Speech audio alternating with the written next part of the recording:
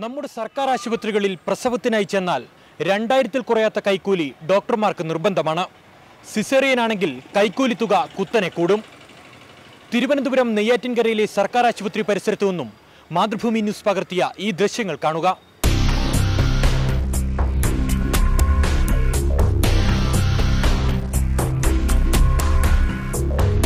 നെയ്യാറ്റിൻകര താലൂക്ക് ആശുപത്രിക്ക് സമീപത്തുള്ള സർക്കാർ ഗൈനക്കോളജിസ്റ്റ് ഡോക്ടർ ബീനയുടെ സ്വകാര്യ ക്ലിനിക്കിൽ ഗർഭിണിയുടെ ബന്ധുക്കളെന്ന വ്യാജേന ഞങ്ങളെത്തി.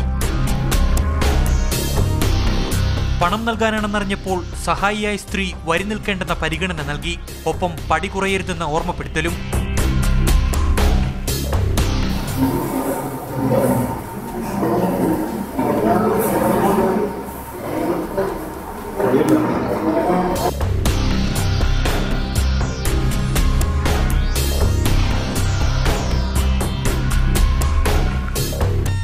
ഗർഭിണിയുടെ പേരെന്താണെന്ന് മാത്രമായിരുന്നു ഡോക്ടർ ബീനയ്ക്ക് അറിയേണ്ടിയിരുന്നത്.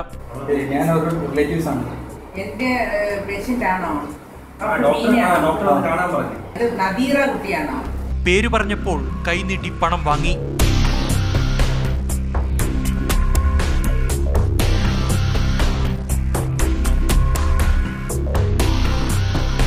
പ്രസവത്തിന് അഡ്മിറ്റ് ചെയ്യുന്നതിന് മുൻപ് നിറവയറുമായി കൈക്കൂലി നൽകാനെത്തിയ ഗർഭിണിയെയും ഞങ്ങൾക്ക് കാണേണ്ടി വന്നു.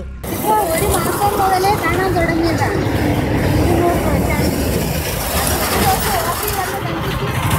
പിന്നെ ഓപ്പിയിലെല്ലാം കാണിച്ചല്ല, പിന്നെ വരേണ്ട ആവശ്യമില്ലെന്ന് പറഞ്ഞാൽ പിറ്റേന്ന് വരുമ്പോൾ ചോദിക്കും എന്ത് ഇത്ര ദിവസം വരാത്ത ഓപ്പിയിൽ വന്നിട്ട് കാര്യമില്ല. പ്രസവം കഴിഞ്ഞാലുടൻ പണവുമായി ഡോക്ടറെ ചെന്ന് കാണാൻ ജീവനക്കാർ തന്നെ നിർദ്ദേശിക്കും. കഴിഞ്ഞത് എങ്ങനെ കൊണ്ട് കൊടുക്കേണ്ടത് ഞാൻ കൊടുത്തില്ല, എനിക്കറിയത്തില്ല. അതൊക്കെ പറഞ്ഞല്ലേ കൊടുത്തില്ലെങ്കിൽ കുത്തി കൊല്ലും. ഒരു കൊത്ത് കുത്താളടുത്ത് 2 കൊത്ത് കുത്തും, അത്രയുള്ള കൂടുതൽ കിടത്ത് മരുന്നിനെല്ലാം വെളിയിൽ അങ്ങ് എഴുതി പിടിപ്പിക്കും. 500 രൂപ നമ്മൾ ലാഭം നോക്കി 5000 നമ്മൾ കൊടുക്കേണ്ടത്, അത്രയുള്ള വ്യത്യാസം.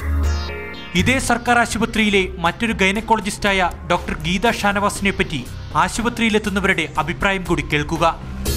ഗീത ഷാനവാസ് ചോദിച്ചു വാങ്ങിക്കും. ഗീത ഷാനവാസ് എന്ന് പറഞ്ഞാൽ നമുക്ക് വേറെ ഡോക്ടറാണ്, ഇതിൻ്റെ തന്നെ ഗൈനക്കോളജിയുടെ തന്നെ. അവൾക്ക് സിസേറിയൻ ചെയ്യണമെങ്കിൽ 5000 അവൾ ചോദിച്ചു വാങ്ങിക്കുന്നു. പണപ്പിശാച. നെയ്യാറ്റിൻകര ഒരു ഉദാഹരണം മാത്രമാണ്.